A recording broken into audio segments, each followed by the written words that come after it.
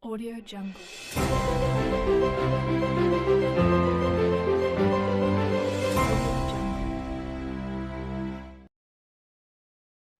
Assalamualaikum warahmatullahi wabarakatuh. Kami dari kelompok 4 Filsafat Pendidikan Islam. Sebelum lanjut ke materi, izinkan kami untuk perkenalan terlebih dahulu. Yaitu yang pertama ada pemateri pertama, yaitu Mutia Salwa Humairah dengan NIM 0301202114.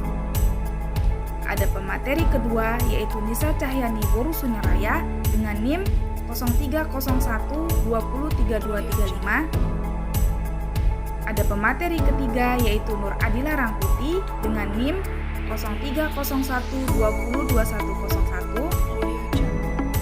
Ada pemateri keempat, yaitu Mita Saskila Sinaga dengan NIM 0301202097. Ada pemateri kelima, yaitu Nur Fauziah dengan NIM 0301202134. Dan pemateri terakhir, yaitu Nurjana Tumanggor dengan NIM 0301201072.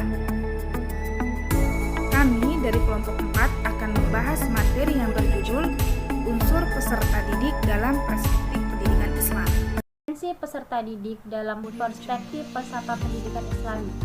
Dalam dunia pendidikan, ada beberapa pandangan yang berkembang berkaitan dengan peserta didik.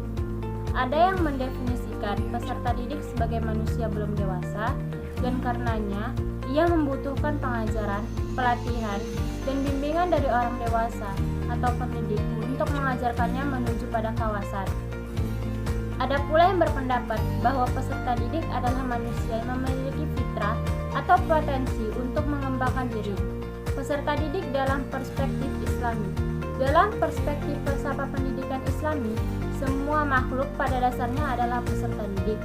Sebab dalam Islam, sebagai murabbi, mu'alim atau mu'addib, Allah Subhanahu wa Ta'ala pada hakikatnya adalah pendidik bagi seluruh makhluk ciptaannya. Tugas dan tanggung jawab peserta didik. Tujuan dari setiap proses pembelajaran adalah mentaklim, mentarbiyah, mentakdibkan al-ilmi ke dalam diri para peserta didik. Al-ilmi yang akan ditaklim, ditarbiyah, dan ditakdibkan tersebut adalah al-haq, yaitu semua kebenaran yang datang dan bersumber hanya dari Allah Subhanahu wa Ta'ala, baik yang didatangkannya melalui Rasul dan Nabi,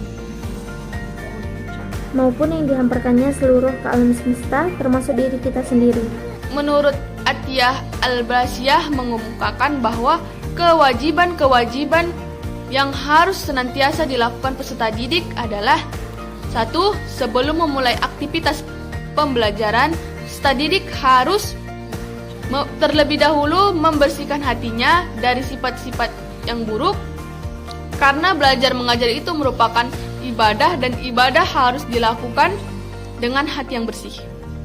Kedua, peserta didik harus dengan maksud mengisi jiwanya dengan berbagai keutamaan untuk mendekatkan diri kepada Allah.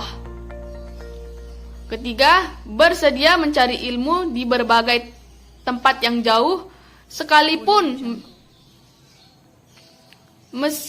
meskipun harus meninggalkan keluarga dan tanah air.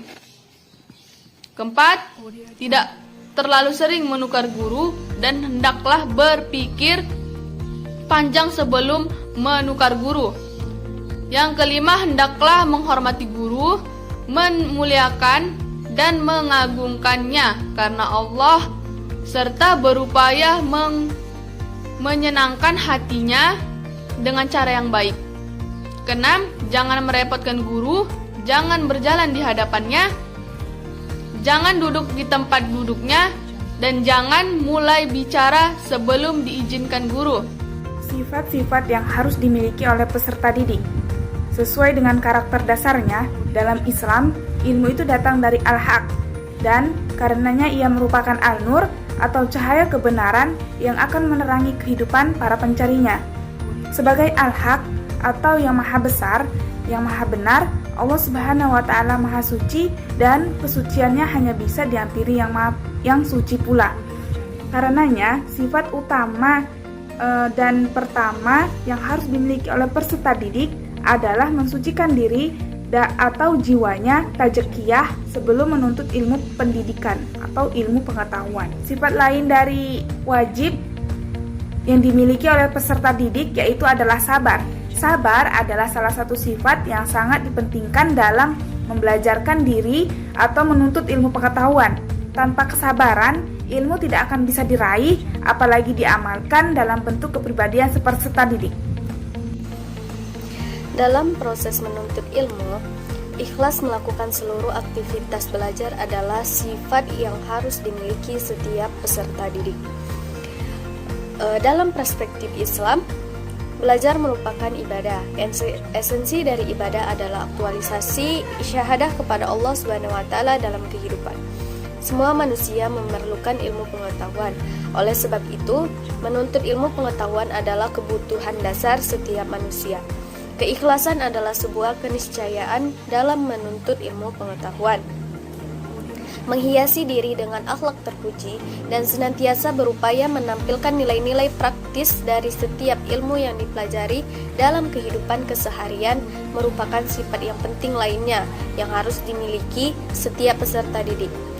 Akhlak terpuji yang dimaksud berkaitan dengan diri sendiri, pendidik, ilmu, dan Allah Subhanahu wa taala sebagai Al-Alim. Sifat-sifat akhlak terpuji yang harus dimiliki oleh setiap penuntut ilmu pengetahuan diantaranya yang pertama, mentauhidkan Allah Subhanahu wa taala dalam arti mengakui dan meyakini bahwa semua ilmu pengetahuan bersumber darinya. Yang kedua, menyiapkan dan mensucikan diri, baik diri jasmani maupun rohani, untuk kemudian ditaklim, ditarbiyah, dan ditakdib oleh Allah Subhanahu wa taala. Yang ketiga, peserta didik harus senantiasa mengharapkan keridhaan Allah Subhanahu wa taala dalam aktivitasnya menuntut ilmu. Yang keempat, peserta didik harus senantiasa berdoa kepada Allah Subhanahu wa taala agar ke dalam dirinya senantiasa ditambahkan ilmu pengetahuan. Yang kelima atau yang terakhir, setelah ilmu pengetahuan diraih, maka aktualisasi atau pengamalannya merupakan bentuk konkret dari akhlak terpuji peserta didik terhadap Allah Subhanahu wa taala.